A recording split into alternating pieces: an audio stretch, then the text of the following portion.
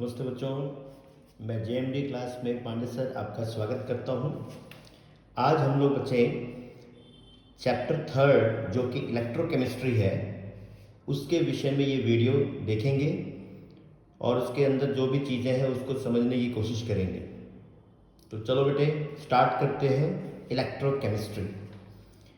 Electrochemistry बेटे होती क्या चीज़ है, पहले ये समझा जाए कि इलेक्ट्रोकेमिस्ट्री का मतलब क्या है।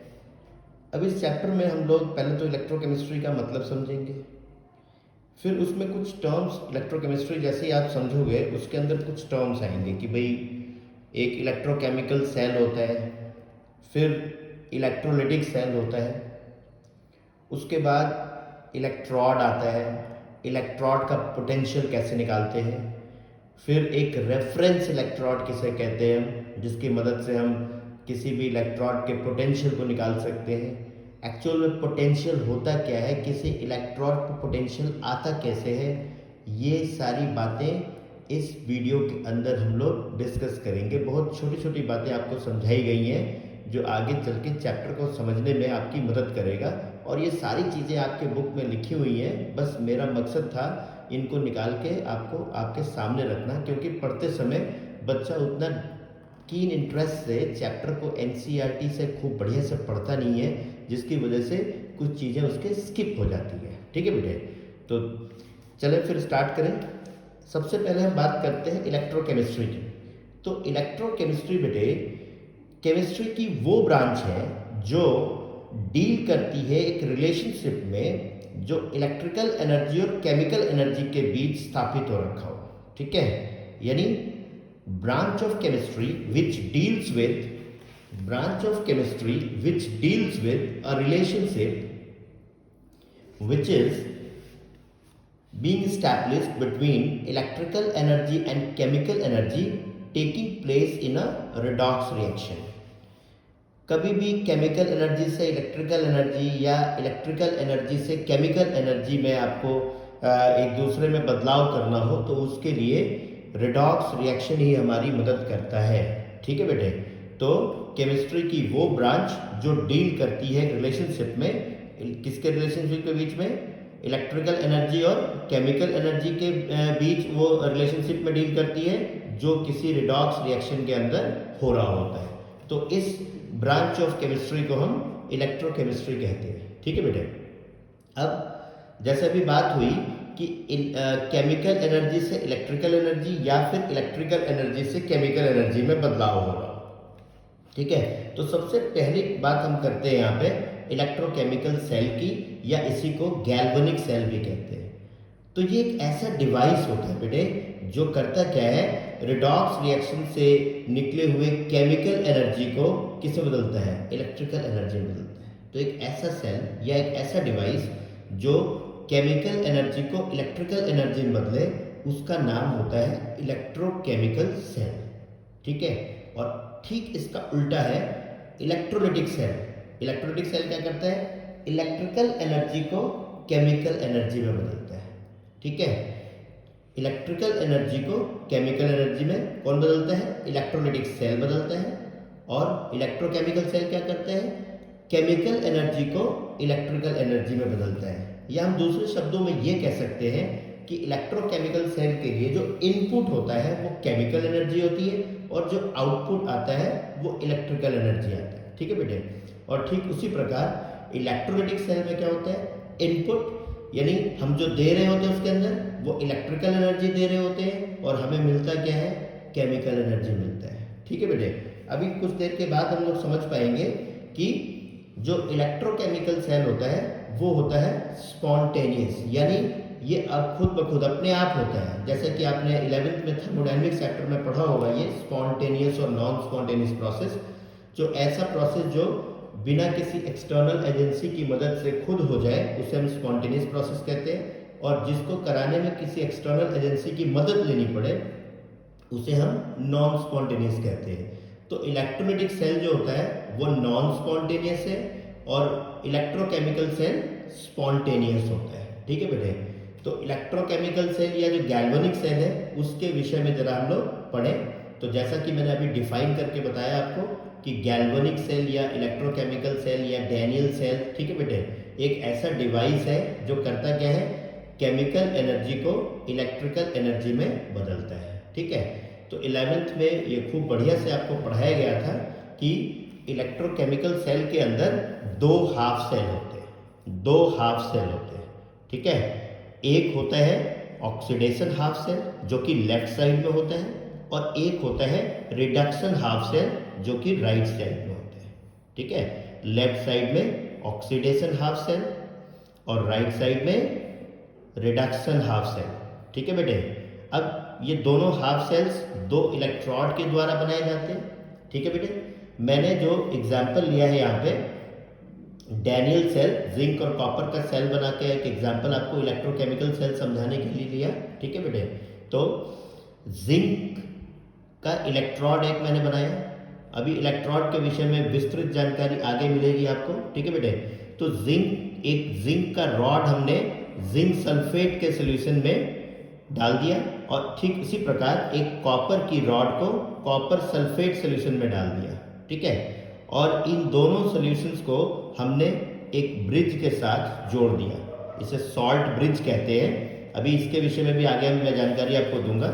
वैसे थोड़ा सा मैं बता दूं आपको कि सॉल्ट ब्रिज शीशे की बनी हुई यू आकार की एक ट्यूब होती है, और इसके अंदर कोई ना कोई सॉल्ट भरा होता है, जैसे KCl हो सकता है, NaCl हो सकता है, K2SO4 हो सकता है, KNO3 हो सकता है, कोई भी सॉल्ट हो सकता है। ठीक है, और सॉल्ट आप जानते हो कि इलेक्ट्रोलाइट होते ही आयंस में टूट जाते हैं। ठीक है बेटा, तो हमने क्या किया कि जिंक का रॉड जिंक सल्फेट सॉल्यूशन में डाला और कॉपर की रॉड को कॉपर सल्फेट सॉल्यूशन में डाला।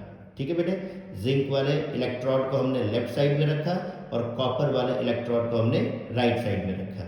इसमें बेटे जिसका पोटेंशियल कम होता है, यानी जिस इलेक्ट्रोड का पोटेंशियल, क्योंकि हमने दो इलेक्ट्रोड बनाए, जिंक की रॉड को जब जिंक सल्फेट सॉल्यूशन में आप डाल दोगे तो वो एक इलेक्ट्रोड का काम करेगा। ठीक उसी प्रकार कॉपर की रॉड को कॉपर सल्फेट सॉल्यूशन में जब आप डाल दोगे तो वो भी एक इलेक्ट्रोड का काम करेगा। अब इन दोनों इलेक्ट्रोड्स में से जिसका जो पोटेंशियल है, रिडक्शन पोटेंशियल, अगर मैं पोटेंशियल बोलता हूँ तो बात रिडक्शन पोटेंशियल की ही होती है, जिसका भी रिडक्शन पोटेंशियल कम होगा उसको हम लेफ्ट साइड में रखेंगे और जिसका ज़्यादा होगा उसे राइट साइड में रखेंगे। लेफ्ट साइड में जो इलेक्ट्रोड होगा वो एनोड कहलाएगा और राइट साइड में जो इलेक्ट्रोड होगा वो कैथोड कहलाएगा। ठीक है, तो बाहर हम इन इलेक्ट्रोड्स को एक तार से जोड़ देते हैं और उसमें बीच में एक वोल्टमीटर या एमीटर लगा देंगे, और सॉल्यूशन को जोड़ने के लिए हमने एक सॉल्ट ब्रिज की मदद ली, और इस प्रकार से ये पूरा सर्किट आपका कंप्लीट हो गया। ठीक है, तो इलेक्ट्रॉनों का फ्लो ये नेगेटिव इलेक्ट्रोड से पॉजिटिव इलेक्ट्रोड की तरफ होता है, यानी एनोड को हम नेगेटिव इलेक्ट्रोड कहते हैं। ठीक है, और बनता कैसे है, जिसका रिडक्शन पोटेंशियल कम हो उसका बनता है एनोड, और जिसका रिडक्शन पोटेंशियल ज़्यादा हो उसका बनेगा कैथोड। यानी दो इलेक्ट्रोड आपको दे रखा हो तो आप एनोड और कैथोड समझ लीजिए कि एनोड आप उसके बनाएंगे जिसका रिडक्शन पोटेंशियल कम है, यानी वो ज़्यादा रिएक्टिव होगा। ठीक है, यानी इलेक्ट्रॉनों को आसानी से छोड़ रहा होगा, तो ये एनोड की तरफ से इलेक्ट्रॉन निकलेंगे और कैथोड की तरफ जाएंगे। ठीक है बेटे, तो इलेक्ट्रॉनों का मूवमेंट एनोड से कैथोड की तरफ होगा, और जो कन्वेंशनल करंट है उसका जो मूवमेंट होगा वो कैथोड से एनोड की तरफ होगा। ठीक है, और जो ये सॉल्ट ब्रिज में आपने सॉल्ट डाल रखा है K2SO4, तो इसमें पोटेशियम आयन तथा सल्फेट आयन होंगे। पोटेशियम आयन सॉल्ट ब्रिज के अंदर मूव करेगा ये कैथोड की तरफ, और सल्फेट आयन मूव करेगा एनोड की तरफ। ठीक है, और यहाँ अंदर से इधर से जो सोल्यूशन है आप देख सकते हो कि जिंक का इलेक्ट्रोड जो है उसमें से जिंक आयन बाहर, मैंने यहाँ दिखाया कि कुछ चीज़ निकल रही है यहाँ से, तो आप देखो जिंक आयन, जिंक का रॉड जिंक आयन में बदल के सोल्यूशन में आ रहा होगा, और यहाँ पे जो कॉपर आयन सोल्यूशन में है वो इस कैथोड पे जाके डिपॉजिट हो रहा होगा। ये कॉपर आयन कॉपर में रिड्यूस होकर यहाँ पे डिपॉजिट हो रहा होगा, और एनोड से जिंक आयन सोल्यूशन में आ रहा होगा, और यहाँ से ये अंदर से माइग्रेट करेगा और इस तरफ से सल्फेट आयन अंदर से माइग्रेट करेगा, यानी सोल्यूशन का सल्फेट आयन सॉल्ट ब्रिज में माइग्रेट करेगा कैथोड की तरफ से, और एनोड की तरफ से जिंक आयन माइग्रेट करेगा इसके अंदर, और जो सॉल्ट ब्रिज के अंदर जो आयन्स थे उसमें से जो पॉजिटिव आयन है पोटेशियम आयन वो आपका कैथोड की तरफ मूव कर रहा है, और जो सल्फेट आयन है वो इधर एनोड की तरफ मूव कर रहा है। ये सारे मूवमेंट मैंने एरो से आपको दिखा रखे हैं। तो इस प्रकार से दो हाफ सेल, जिसमें एक हुआ ऑक्सीडेशन हाफ सेल जिसे एनोड कहा गया, और जो दूसरा हुआ जिसको हम कैथोड कह रहे हैं वो रिडक्शन हाफ सेल का काम करता है, और दोनों को एक सॉल्ट ब्रिज के द्वारा जोड़ दिया गया है, और इस प्रकार एक इलेक्ट्रोकेमिकल सेल तैयार हुआ, और इसके केमिकल रिएक्शंस के द्वारा हमें इलेक्ट्रिकल एनर्जी यहाँ से प्राप्त होगी। ठीक है बेटे, और इसीलिए इस सेल को गैल्वेनिक सेल या इलेक्ट्रोकेमिकल सेल हम कहते हैं। ठीक है, तो ध्यान रहे। अब एनोड तथा कैथोड पे होने वाले रिएक्शन, एनोड चूंकि क्या कहलाता है, ऑक्सीडेशन हाफ सेल, तो यहाँ पे ऑक्सीडेशन होगा। ऑक्सीडेशन देखिए, जिंक का इलेक्ट्रॉड था तो जिंक बदल रहा होगा, जैसे ये जिंक आप देखो, जिंक का रॉड जो है इलेक्ट्रॉड वो बदल रहा है जिंक आयन में, तो जिंक सॉलिड कन्वर्ट हो रहा है Zn2 पॉजिटिव और 2 इलेक्ट्रॉन छोड़ रहा है। ठीक है, तो ये तो एनोड पे होने वाला रिएक्शन हुआ। ठीक इसी प्रकार कैथोड पे क्या होता है, रिडक्शन, यानी जो कॉपर आयन था Cu2 पॉजिटिव वो इलेक्ट्रॉन एक्सेप्ट करके Cu में रिड्यूस हो रहा है, तो यहाँ पे एनोड पे जिंक ऑक्सीडाइज हुआ और कैथोड पे कॉपर आयन रिड्यूस हुआ। ठीक है, और ये दो हाफ सेल्स हैं, और इन दोनों को जब हम ऐड कर देंगे तो हमारा नेट सेल रिएक्शन आ जाएगा। यानी बेटे कभी भी हम ऑक्सीडेशन हाफ सेल और रिडक्शन हाफ सेल अकेले नहीं बना सकते। ठीक है, ये दोनों साथ साथ ही बनेंगे। अगर आपने ऑक्सीडेशन हाफ सेल आपने बनाया है तो रिडक्शन हाफ सेल भी आपके पास होना चाहिए, क्योंकि ये पूरा as a whole redox reaction के द्वारा रिप्रेजेंट किया जाता है। ठीक है, और शायद इसीलिए हम किसी एक इलेक्ट्रॉड का पोटेंशियल हम उसके एब्सोल्यूट वैल्यू को मेज़र नहीं कर सकते। ठीक है, हम सिर्फ और सिर्फ क्योंकि ऑक्सीडेशन हाफ सेल या रिडक्शन हाफ सेल अकेले बनाना संभव नहीं है। ठीक है, ये दोनों साथ ही बनते हैं।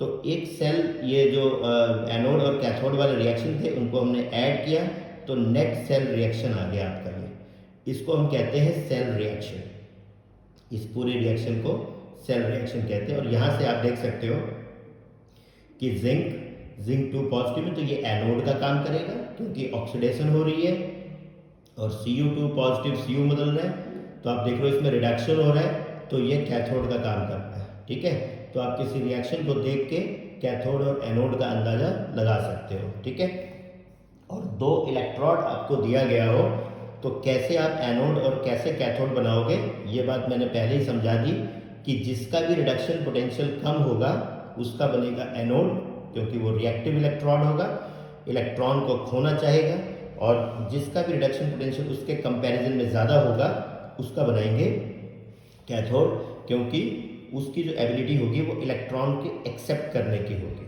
ठीक है बेटे, तो ये तो बात हुई किसी इलेक्ट्रोकेमिकल सेल की, जो एक बहुत बेसिक सा एग्जाम्पल लेके मैंने इस बात को आपको समझाया। ठीक है बेटे, अब बात करते हैं कि किसी सेल को हम जब हमने सेल बनाया तो फिर उसमें सॉल्ट ब्रिज क्या कहलाया। सॉल्ट ब्रिज तो मैंने आपको उस चार्ट में दिखाया कि सॉल्ट ब्रिज कैसे होता है। ठीक है, तो उसके विषय में थोड़ी सी मैंने जानकारी दे दी कि ये एक इन्वर्टेड यू शेप का ग्लास ट्यूब होता है, और इसके अंदर कोई ना कोई सॉल्ट भरा होता है, या KCl हो सकता है, सिल्वर नाइट्रेट, पोटेशियम सल्फेट या फिर पोटेशियम नाइट्रेट, इनमें से कोई भी सॉल्ट हो सकता है। ठीक है, और इसका फंक्शन क्या होता है सॉल्ट ब्रिज का, तो फंक्शन है दोनों हाफ सेल्स को पहले तो ये जोड़ता है। ठीक है, सर्किट कंप्लीट करता है, और साथ ही साथ ये दोनों हाफ सेल्स की इलेक्ट्रिकल न्यूट्रलिटी को मेंटेन रखता है, इलेक्ट्रिकली न्यूट्रल रखता है दोनों हाफ सेल्स को। ठीक है, तो ये दो फंक्शन है सॉल्ट ब्रिज के, it connects the two half cell and it maintains the electrical neutrality of the two half cells. ठीक है, और उसका सेल रिएक्शन मैंने आपको पीछे वाली शीट में आपको दिखाया कि कैसे हम सेल के रिएक्शन को दोनों इंडिविजुअल रिएक्शन जो कि कैथोड पे और एनोड पे हुआ था उसे ऐड करके हम सेल रिएक्शन लिखते हैं। ठीक है बेटे, सेल को लिखने का एक तरीका बेटा और होता है जिसे हम कहते हैं सेल रिप्रेजेंटेशन, यानी सेल को रिप्रेजेंट कैसे करेंगे। ठीक है, तो उसमें लेफ्ट इलेक्ट्रोड और राइट इलेक्ट्रोड शो किया जाता है। ठीक है, इलेक्ट्रॉनों का मूवमेंट लेफ्ट इलेक्ट्रोड से राइट इलेक्ट्रोड की तरफ होता है। लेफ्ट इलेक्ट्रोड अपना एनोड जो कि नेगेटिव इलेक्ट्रोड कहलाता है, और राइट इलेक्ट्रोड अपना कैथोड जो कि पॉजिटिव इलेक्ट्रोड कहलाता है। अब रिप्रेजेंट करने का तरीका क्या है कि जिस मेटल का एनोड होगा तो पहले तो हम मेटल का नाम लिखेंगे, फिर एक स्लैश डाल के मेटल आयन तथा उसकी कंसेंट्रेशन, इस तरीके से एनोड रिप्रेजेंट होगा। फिर हम डबल स्लैश डालेंगे, ये शॉर्ट ब्रिज को दर्शाता है।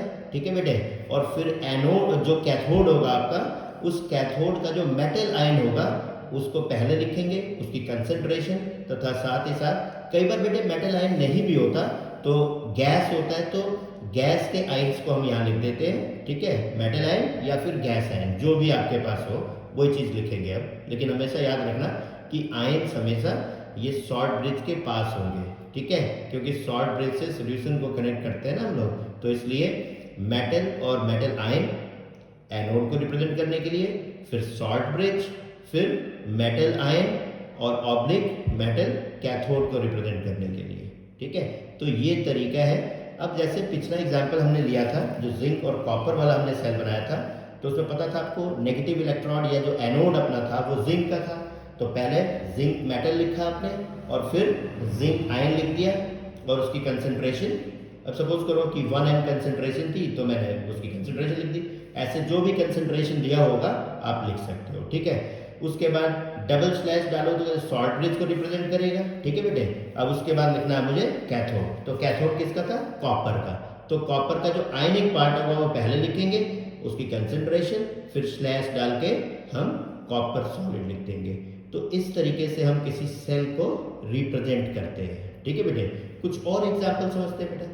जैसे सपोज करो मैंने 2 एग्जाम्पल और लिए, represent the following cell equation by cell representation, यानी आपको सेल इक्वेशन दिया हुआ है और आपको सेल रिप्रेजेंटेशन लिखना है। तो सबसे पहले आप एनोड और कैथोड का पता लगाएं। ठीक है, तो आप देख रहे हो Mg इसका 0 ऑक्सीडेशन स्टेट है और यहाँ से +2 पे गया, ये Mg 0 से +2 पे गया, यानी ये हुआ है ऑक्सीडाइज, Mg हुआ है ऑक्सीडाइज। ठीक है, और H पॉजिटिव से H2 में गया है, तो ये हुआ है रिड्यूस, ये हुआ है रिड्यूस। ठीक है बेटे, ये रिड्यूस हुआ है। तो इसका मतलब क्या हुआ? अच्छा, यहाँ पे थोड़ा मुझे इसको बैलेंस करना चाहिए, 2 भी लिखना चाहिए साथ में। ठीक है, यहाँ पे 2 भी लिखना चाहिए। तो आप देख लो बेटा, हाइड्रोजन तो रिड्यूस हुआ है और मैग्नीशियम ऑक्सीडाइज हुआ है, तो इसका मतलब तय होगा कि मैग्नीशियम का बनेगा एनोड और हाइड्रोजन का बनेगा कैथोड। ठीक है, तो पहले मेटल लिखा, फिर स्लैश डाल के मेटल आयन, जैसा कि आपको यहाँ बताया गया था। एनोड लिखते समय मेटल स्लैश मेटल आयन, फिर डबल स्लैश शॉर्ट ब्रिज को रिप्रेजेंट किया। उसके बाद हाइड्रोजन में जो हाइड्रोजन आयन होगा उसे पहले लिखोगे और हाइड्रोजन गैस। अब बेटे देखो, ना तो इसके पास कोई सरफेस है ना इसके पास कोई, क्योंकि ये तो सोल्यूशन है और ये गैस है, तो यहाँ पे एक सरफेस होना चाहिए जो इलेक्ट्रोड का काम करे, तो सरफेस के तौर पे प्लेटिनम लिया जाता है। तो जब भी गैसियस इलेक्ट्रोड होगा तो उसमें प्लेटिनम जरूर लिखा जाएगा यहाँ पे। ठीक है बेटे, प्लेटिनम जरूर लिखा जाएगा। ठीक इसी प्रकार एक एग्जाम्पल मैंने और लिया बेटा, Fe2 positive aqueous plus chlorine gas gives Fe3 positive aqueous plus 2Cl negative aqueous. ठीक है बेटे, तो देखो Fe2 Fe3 में बदल रहा है, तो इसका मतलब ये हो रहा है ऑक्सीडाइज, और Cl2 2Cl नेगेटिव बन रहा है, तो ये हो रहा है रिड्यूस। इसका मतलब क्लोरीन का तो कैथोड हो गया और आयरन का एनोड हो गया। ठीक है बेटे, तो अब लिखते हैं। अब जैसे आयरन में ये भी आयन है, ये भी आयन है, यानी दोनों सोल्यूशन ही है, तो यहाँ पे फिर प्लेटिनम मुझे लिखना पड़ेगा, प्लेटिनम, और जो ऑक्सीडाइज फॉर्म में आयरन था उसे हम अंदर की तरफ, क्योंकि दोनों ही आयन ही है तो कौन सा आयन लिखें, क्योंकि बात हो रही थी कि मेटल और स्लैश मेटल आयन लिखो, बट यहाँ पे तो दोनों ही मेटल आयन है, तो ये मेटल आयन किस में ऑक्सीडाइज हुआ है, तो ऑक्सीडेशन वाला प्रोसेस आप यहाँ पे शो कर दोगे, यानी Fe2 पॉजिटिव Fe3 पॉजिटिव बदला है, तो Fe2/Fe3 पॉजिटिव, और सरफेस कोई नहीं था इलेक्ट्रोड के तौर पे, तो यहाँ पे क्या लिया जाएगा, प्लेटिनम, और फिर डबल स्लैश, यहाँ देख लो आप 0 था और नेगेटिव पे गया, ठीक है बेटे, रिड्यूस हुआ है, लेकिन सॉरी, तो मुझे क्लोरीन का इलेक्ट्रॉन लिखना था, तो जो आयन वाला हिस्सा है वो पहले लिखूंगा Cl नेगेटिव और स्लैश डाल के Cl2 गैस, और सरफेस के तौर पे फिर हम प्लेटिनम लेंगे यहाँ पे। तो इस तरीके से हम सेल को रिप्रेजेंट करते हैं, ठीक है बेटे। या फिर हमें अगर सेल दिया हो तो इसकी मदद से हम सेल रिएक्शन भी लिख सकते हैं, ठीक है बेटे। और याद रहे कि कभी भी सेल रिप्रेजेंट करना हो तो लेफ्ट साइड में आप एनोड को रिप्रेजेंट करोगे और राइट साइड में कैथोड को रिप्रेजेंट करोगे।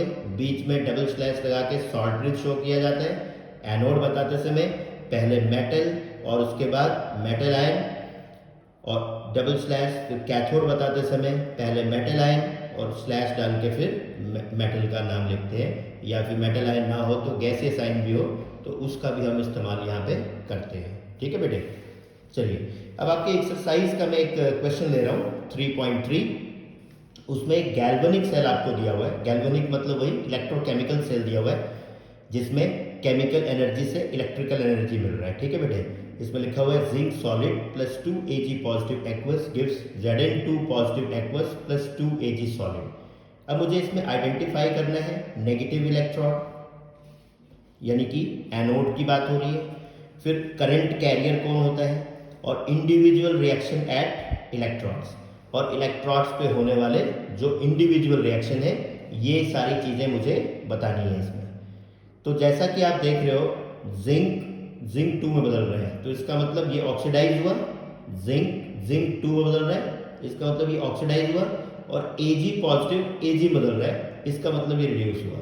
तो इसका मतलब जिंक का तो हो गया एनोड और सिल्वर का हो गया कैथोड, ठीक है बेटे। हमसे कहा गया है कि नेगेटिव इलेक्ट्रॉन बताओ, तो नेगेटिव इलेक्ट्रॉन का मतलब तो एनोड होता है, तो एनोड इसका मतलब किसका हुआ, जिंक का हुआ। जिंक का क्या हो गया, एनोड हो गया। फिर बात हो रही है करंट कैरियर की। तो करंट कैरियर में आपको पता है बेटे कि जब भी हम इलेक्ट्रोकेमिकल सेल बनाते हैं तो दोनों इलेक्ट्रॉन्स को हम एक वायर से कनेक्ट करते हैं। तो एक्सटर्नल सर्किट में करंट कैरियर तो इलेक्ट्रॉन हो जाता है, और जो इनर सर्किट होती है जिसमें सोल्यूशन को कनेक्ट किया जाता है वो एक सॉल्ट ब्रिज से कनेक्ट किया जाता है। तो उसमें जो फ्री आयंस होते हैं वो करंट कैरियर होते हैं। तो किसी भी इलेक्ट्रोकेमिकल सेल में 2 टाइप के करंट कैरियर होंगे। एक तो आउटर सर्किट में होगा फ्री इलेक्ट्रॉन्स और इनर सर्किट में होगा फ्री आयंस, ठीक है बेटे। और उसके बाद इंडिविजुअल रिएक्शन जो इलेक्ट्रॉन पे हो रहा है वो मैंने अगली शीट में आपको दिखाया। मैंने प्रॉपर आंसर लिखा है इसमें। पहले तो मैंने उस सेल को रिप्रेजेंट कर दिया, ये रहा आपका anode, metal ion, double slash, metal ion और मेटल, जो रेस्पेक्टिव जो भी इलेक्ट्रॉन था वो मैंने यहाँ लिख दिया, ठीक है बेटा। उसके बाद नेगेटिव इलेक्ट्रॉन की बात करी तो जिंक, क्योंकि वही अपना एनोड था। फिर इलेक्ट्रॉन्स इन आउटर सर्किट और आयंस इन इनर सर्किट, ये हो गए करंट कैरियर। और फिर इंडिविजुअल रिएक्शन लिखना था। एनोड पे ऑक्सीडेशन, जिंक 2 में बदल रहा था, 2 इलेक्ट्रॉन छोड़ रहा था। और कैथोड पे रिडक्शन, सिल्वर आयन सिल्वर में रिड्यूस हो रहा था, ठीक है बेटे। तो ये तो बात हुई कि कैसे हम किसी सेल को रिप्रेजेंट करेंगे या उसमें करंट कैरियर का पता लगाएंगे या कुछ और करेंगे, ठीक है बच्चे। चलिए अब बात करते हैं EMF of cell. EMF of cell यानी इलेक्ट्रोमोटिव फोर्स ऑफ सेल। किसी सेल का EMF, और वो EMF कौन सा, स्टैंडर्ड वाला। अभी मैं स्टैंडर्ड EMF क्या होता है इसको डिफाइन करूंगा। अगर ये चीज आपने निकालनी है यानी स्टैंडर्ड EMF ऑफ सेल निकालना है तो कैथोड के पोटेंशियल में से स्टैंडर्ड जो रिडक्शन पोटेंशियल कैथोड का होगा उसमें से एनोड के स्टैंडर्ड रिडक्शन पोटेंशियल को माइनस कर दें, ठीक है बेटे। दोनों का स्टैंडर्ड रिडक्शन पोटेंशियल आपको पता होगा। वो कैथोड वाले के स्टैंडर्ड रिडक्शन पोटेंशियल में से एनोड वाले का स्टैंडर्ड रिडक्शन पोटेंशियल माइनस कर देंगे तो मुझे वहां से EMF ऑफ सेल आ जाएगा। जैसे कि जो एग्जाम्पल हमने जिंक और कॉपर का लिया था उसमें बेटे कॉपर का जो स्टैंडर्ड रिडक्शन पोटेंशियल होता है वो होता है बच्चे 0.34 वोल्ट, ठीक है बेटा। और जिंक का स्टैंडर्ड रिडक्शन पोटेंशियल होता है -0.76 वोल्ट। ये कैसे इनके पोटेंशियल मेजर किए गए हैं अभी मैं कुछ देर के बाद आपको समझाऊंगा, ठीक है बेटे। फिलहाल अभी जो वैल्यूज हमें दे रखी थी उनका हम इस्तेमाल कर रहे हैं EMF ऑफ सेल निकालने के लिए। तो E0 ऑफ सेल हम निकाल लेंगे। E0 ऑफ कैथोड, कैथोड किसका था बेटे, कॉपर का, और एनोड किसका था, जिंक का। तो 0.34 इसका रिडक्शन पोटेंशियल है और इसका रिडक्शन पोटेंशियल है माइनस ऑफ 0.76। ठीक है बच्चे, अब इनका मैंने इस्तेमाल यहाँ किया और इस तरीके से हमारे पास 1.1 वोल्ट ईएमएफ ऑफ सेल आ गया। 1.1 वोल्ट ईएमएफ ऑफ सेल आ गया। ठीक है बेटे, तो ये पॉजिटिव आया है। अब कुछ विशेष बातों पे हम बात करेंगे। सबसे पहले कि किसी भी इलेक्ट्रॉन के पोटेंशियल को हम मेजर नहीं कर सकते। We can not measure potential of an electron, यानी कि कोई कहे कि भाई एक इलेक्ट्रॉन का पोटेंशियल मेजर करके आप बता दो, तो ऐसा कोई इंस्ट्रूमेंट ही नहीं बना जिसकी मदद से हम किसी इलेक्ट्रॉन के एब्सोल्यूट पोटेंशियल को मेजर कर सके। ठीक है, जो पोटेंशियल मेजर करता, फिर आप कहोगे फिर नहीं मेजर कर सकते तो ये सब आया कहाँ से, ये पोटेंशियल कहाँ से आ गया? फिर कुछ तो तरीका होगा कुछ तो तरीका होगा जिसकी वजह से ये इलेक्ट्रॉन पोटेंशियल आया होगा। तो मैं ये कह रहा हूँ कि हम किसी सिंगल इलेक्ट्रॉन की पोटेंशियल को एब्सोल्युटली मेजर नहीं कर सकते, क्योंकि ना तो हम ऑक्सीडेशन हाफ सेल ना रिडक्शन हाफ सेल को एलोन क्रिएट कर सकते हैं। ये दोनों साथ साथ ही क्रिएट होते हैं। ठीक है बेटे, और जब दोनों साथ साथ क्रिएट होंगे तो एक सेल का फॉर्मेशन होगा और उस सेल की पोटेंशियल को हम मेजर कर सकते हैं और वह उस तरीके से हम किसी इलेक्ट्रॉन के पोटेंशियल को निकाल पाएंगे। जो इंस्ट्रूमेंट होता है उसे हम कहते हैं वोल्ट मीटर। ठीक है, वोल्ट मीटर पोटेंशियल डिफरेंस को मेजर करता है। याद रहे, वोल्ट मीटर पोटेंशियल डिफरेंस को मेजर करता है, पोटेंशियल को मेजर नहीं करता, बल्कि पोटेंशियल डिफरेंस को मेजर करता है। इलेक्ट्रॉन्स के बीच जो पोटेंशियल डिफरेंस है उसको मेजर करता है। ठीक है बेटे, अभी बात हो रही थी स्टैंडर्ड इलेक्ट्रॉन पोटेंशियल। ठीक है, अभी उसको भी डिफाइन कर रहे हैं हम लोग। और the electron whose potential has to be measured. अब जिस भी इलेक्ट्रॉन का पोटेंशियल आपने मेजर करना है, जैसे मान लो कॉपर का मेजर करना है या जिंक का मेजर करना है, तो वो एक सिंगल इलेक्ट्रॉन है। उस सिंगल इलेक्ट्रॉन का हम किसी और इलेक्ट्रॉन के साथ कपल करके एक सेल की फॉर्मेशन करेंगे और वहां से सेल पोटेंशियल वोल्ट मीटर से मेजर करके उस इलेक्ट्रॉन के पोटेंशियल को बता पाएंगे। ठीक है बेटे, और जिस इलेक्ट्रॉन से हम किसी भी इलेक्ट्रॉन जिसका पोटेंशियल मेजर करना हो उस जिससे कपल करेंगे उसे हम रेफरेंस इलेक्ट्रॉन कहते हैं।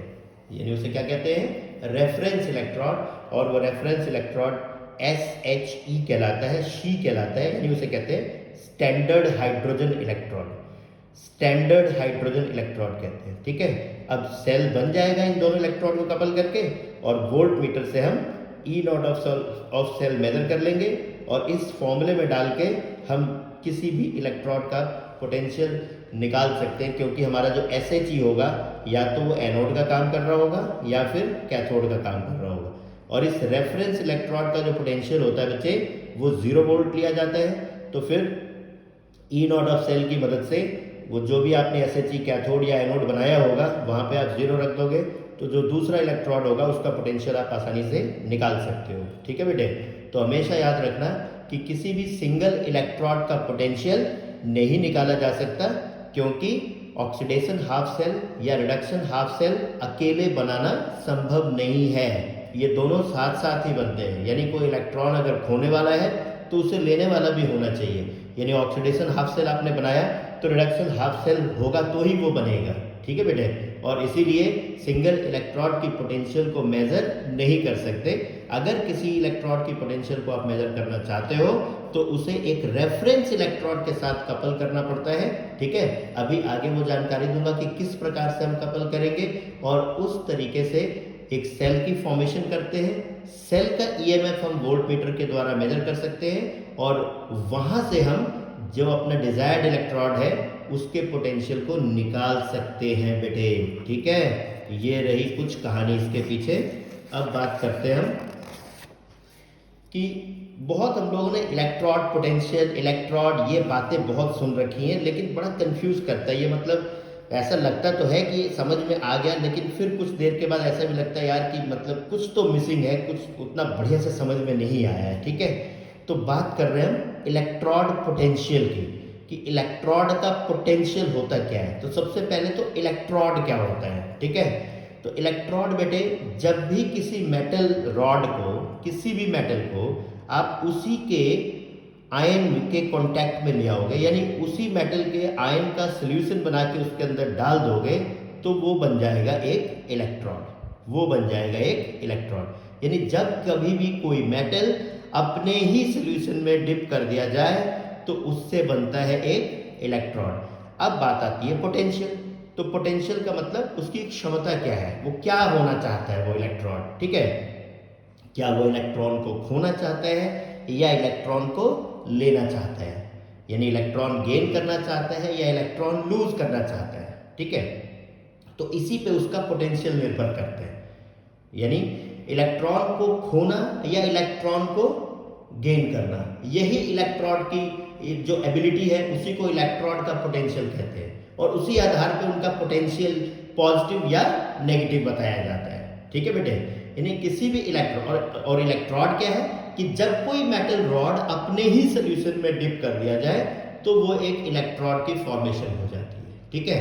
अब सपोज करो कि कोई मेटल रॉड मैंने उसके ही सॉल्यूशन में डिप कर दिया, तो जो मेटल आयन होंगे सॉल्यूशन में वो इस मेटल रॉड के साथ कोलिजन कर रहे हैं, यानी यहाँ से जाके उस पर भिड़ेंगे और वही डिफ्लेक्ट होकर बाहर निकल जाए, कुछ भी ना हो इसमें। मेटल आयन जैसे उस पर स्ट्राइक किया वो डिफ्लेक्टेड बैक आफ्टर कोलिजन। तो इसका मतलब ये जो मेटल रॉड है, ये जो मेटल आपने लिया है, जो इलेक्ट्रोड आपने बनाया है, वो नोबल मेटल का है, मतलब अनरिएक्टिव मेटल। इसमें कोई रिएक्शन, ना तो इलेक्ट्रॉन गेन होने वाली बात हो रही है ना इलेक्ट्रॉन लूज होने वाली बात हो रही है, ठीक है। तो ये अनरिएक्टिव इलेक्ट्रोड है इसका मतलब, ठीक है बच्चे।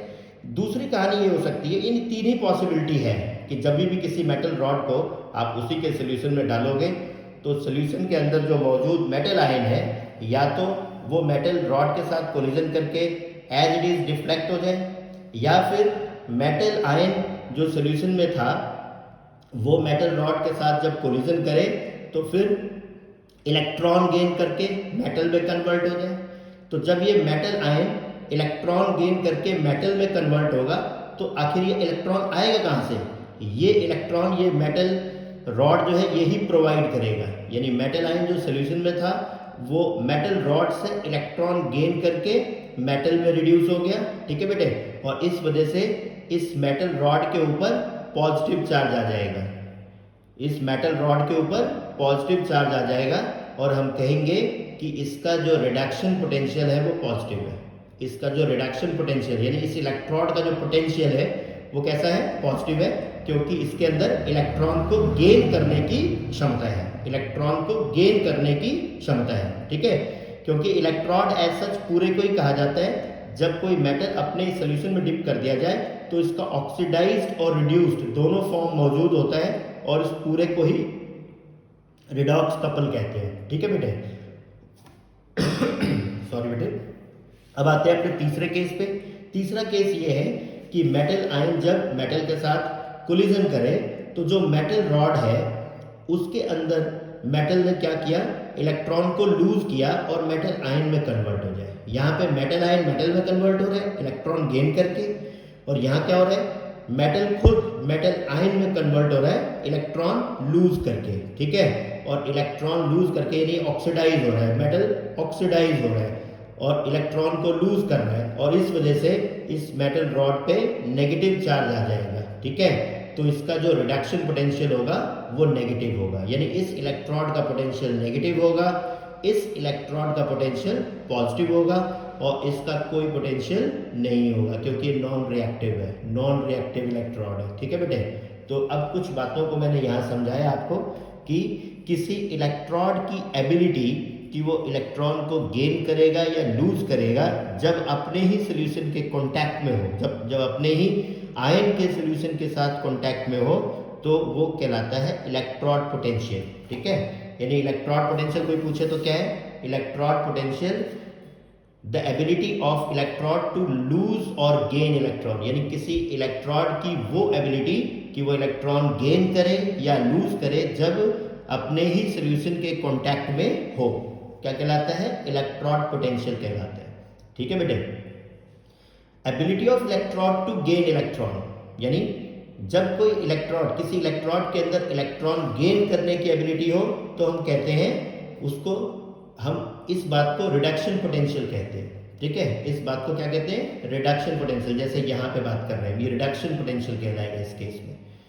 और ability of electrode to lose electron, यानी किसी इलेक्ट्रोड की एबिलिटी इलेक्ट्रॉन लूज करने की है तो वो उसका ऑक्सीडेशन पोटेंशियल कहलाता है। किसी इलेक्ट्रोड की अगर एबिलिटी इलेक्ट्रॉन गेन करने की है तो रिडक्शन पोटेंशियल कहलाएगा, और अगर किसी इलेक्ट्रोड की एबिलिटी इलेक्ट्रॉन लूज करने की है तो वो कहलाएगा ऑक्सीडेशन पोटेंशियल। ठीक है, कि उसकी क्षमता जो है ऑक्सीडाइज होने की है और यहाँ पे उसकी क्षमता रिड्यूस होने की है। क्लियर बेटे?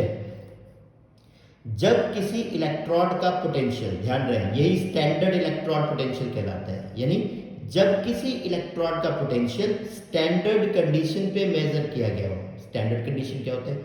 298 kelvin, 1 molar concentration, 1 atmospheric pressure, तो उस समय उस इलेक्ट्रोड के पोटेंशियल को स्टैंडर्ड इलेक्ट्रोड पोटेंशियल कहते हैं। स्टैंडर्ड इलेक्ट्रोड पोटेंशियल कहते हैं, यानी स्टैंडर्ड कंडीशन पे किसी इलेक्ट्रोड के पोटेंशियल को आपने मेजर किया तो उस पोटेंशियल को क्या कहते हैं?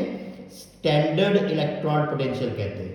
ठीक है, और आप जानते हो कि मेटल्स की जो टेंडेंसी होती है वो ऑक्सीडाइज होने की ज़्यादा होती है, इसलिए इनका ऑक्सीडेशन पोटेंशियल हाई होता है। ठीक है, मेटल्स की जो टेंडेंसी होती है वो ऑक्सीडाइज होने की ज़्यादा होती है तो इसका ऑक्सीडेशन पोटेंशियल हाई होता है। जैसे E not of Na/Na positive, तो ये आपने देखा कि Na पॉजिटिव यानी ऑक्सीडेशन का प्रोसेस दिखाया गया है, तो ये जो पोटेंशियल लिखा गया है वो है ऑक्सीडेशन पोटेंशियल ऑफ सोडियम।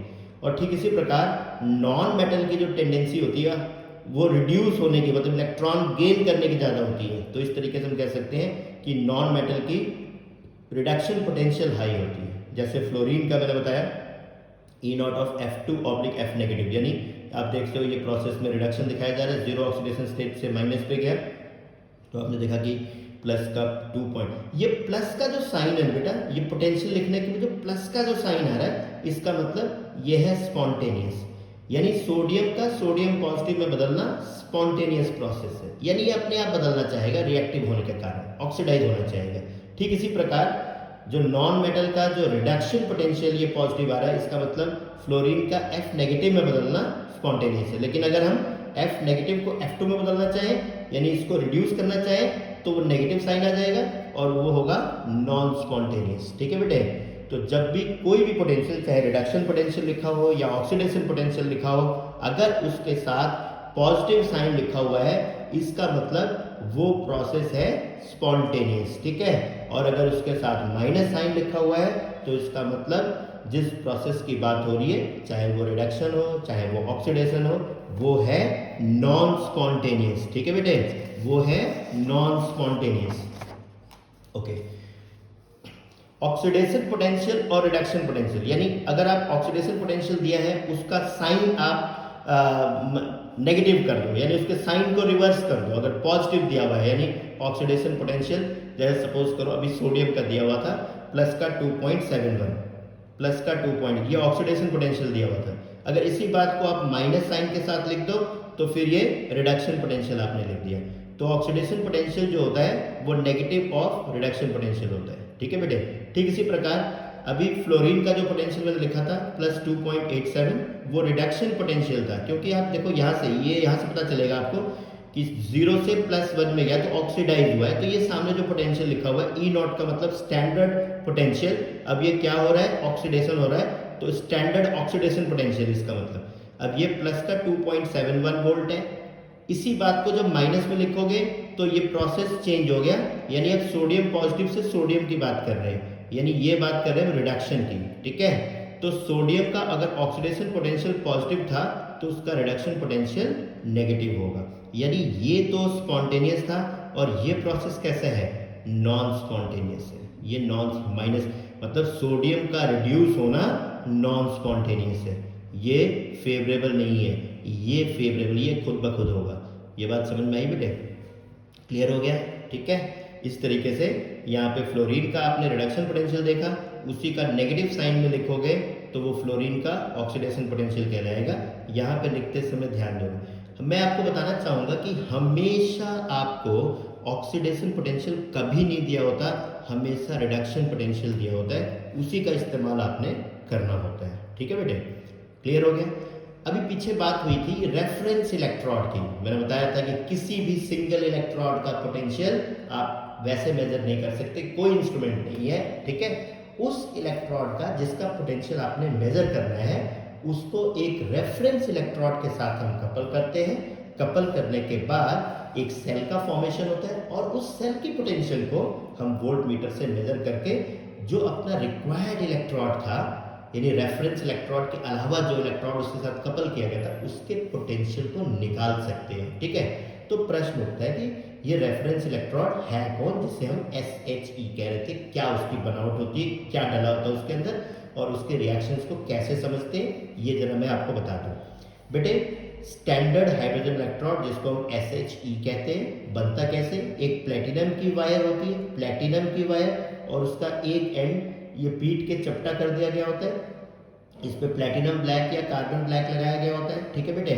और इसको डिप किया गया होता है एक सोल्यूशन में जिसमें हाइड्रोजन आयन कंसंट्रेशन 1m होनी चाहिए, यानी जैसे HCl का सोल्यूशन ले लिया और ये 298 केल्विन पे लिया जाएगा, ठीक है। और उसके बाद इसके अंदर ये बेल जार जो रखा हुआ है इसके अंदर हाइड्रोजन गैस 1 atm पे पास किया जाएगा। अब ये जो सिस्टम बन के तैयार हुआ है इसी को स्टैंडर्ड हाइड्रोजन इलेक्ट्रोड कहते हैं। ये एक रेफरेंस इलेक्ट्रोड का काम करता है और इसके पोटेंशियल को 0.0 वोल्ट एज्यूम किया गया है, यानी इस इलेक्ट्रोड का पोटेंशियल 0.0 वोल्ट होता है, ठीक है। इस इलेक्ट्रोड का पोटेंशियल 0.0, और ये इलेक्ट्रोड कैथोड का भी काम कर सकता है और एनोड का भी, यानी कैथोड का काम करेगा तो इस पे रिडक्शन का प्रोसेस होगा और एनोड का काम करेगा तो इस पे ऑक्सीडेशन का प्रोसेस होगा, ठीक है बेटे। मैंने दोनों रिएक्शन लिख रखे हैं कि अगर ये कैथोड जैसा काम कर रहा होगा तो 2H पॉजिटिव H2 बदलेगा, यहाँ पे रिडक्शन दिखाया गया है, और अगर ये एनोड का काम कर रहा होगा तो H2 गैस 2H पॉजिटिव बदलेगा, यहाँ पे ऑक्सीडाइज होना दिखाया गया है, ठीक है बेटे। तो SHE कैथोड का भी काम कर सकता है, वो एनोड का भी काम कर सकता है, डिपेंड करेगा कि आप किस इलेक्ट्रोड के साथ इसे कपल कर रहे हो।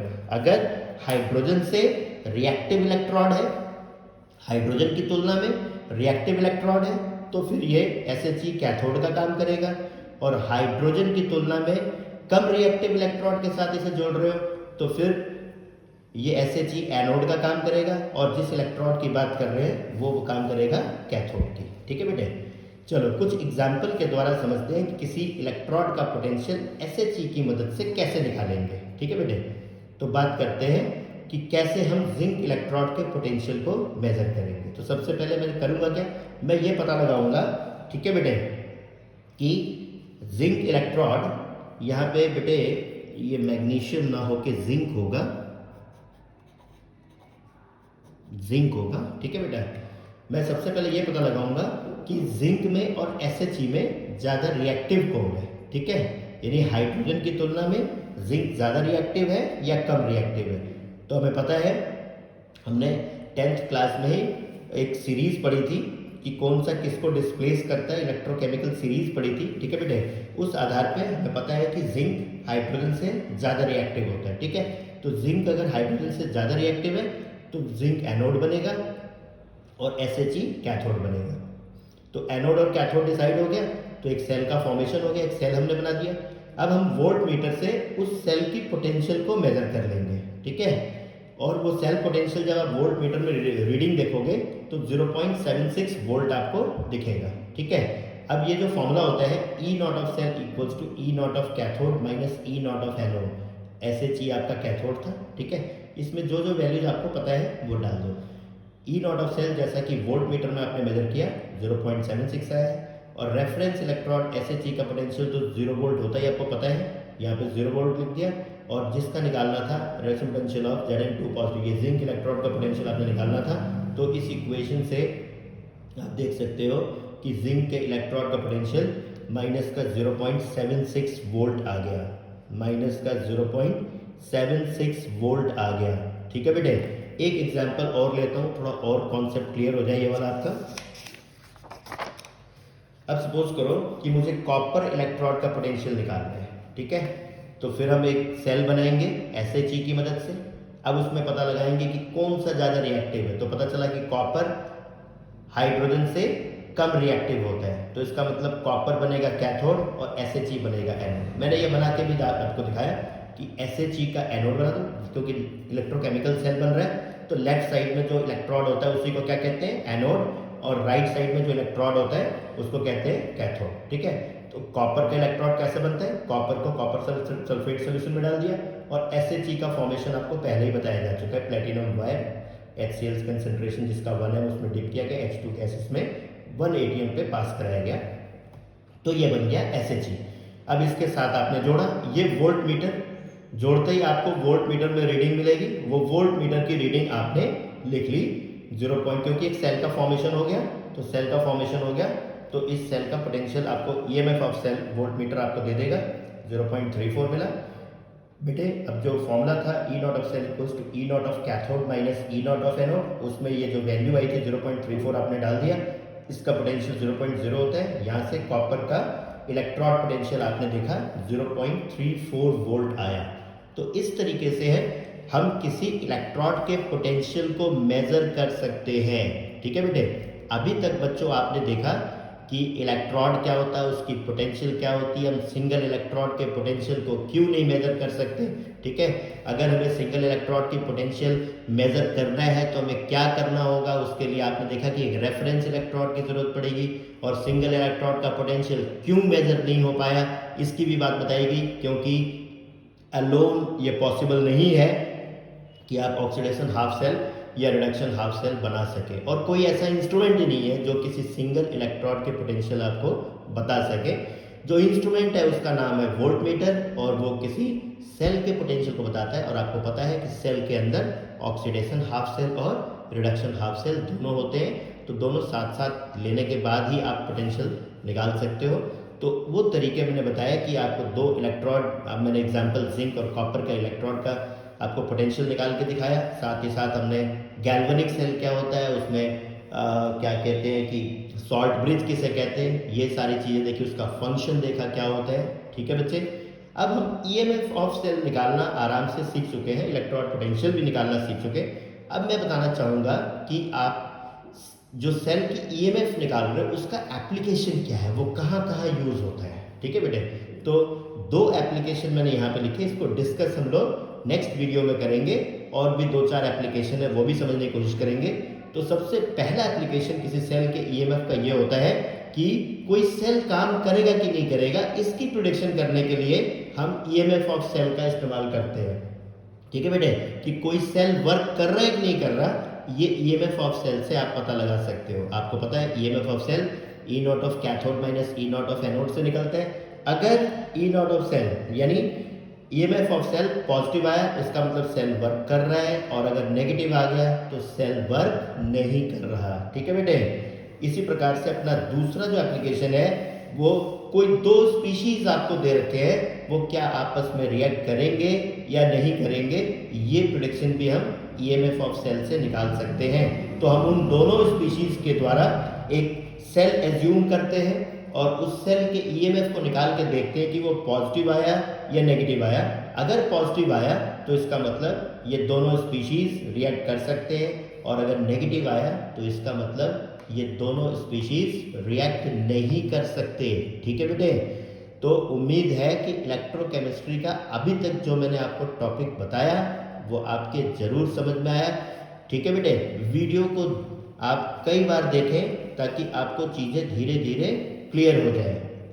मतलब एक ही बार में कोई जरूरी नहीं कि एक बार आपने वीडियो देखा आपको सारी चीज़ समझ में ही आ जाए। आप वीडियो को कई बार देखिए, छोटे छोटे पार्ट्स में देखिए। ठीक है बेटे, एक कॉन्सेप्ट जो भी समझाया उसको समझ लीजिए, उसके बाद फिर आगे बढ़िए। ठीक है, और प्रॉपर नोट्स आप बनाते जाओ हेडिंग डाल डाल के, तो इस तरीके से काम आसान आपका हो जाएगा। ठीक है बेटे, चलो ठीक है, फिर मिलते हैं नेक्स्ट वीडियो में। तब तक आप घर पे रहें, एंजॉय करें।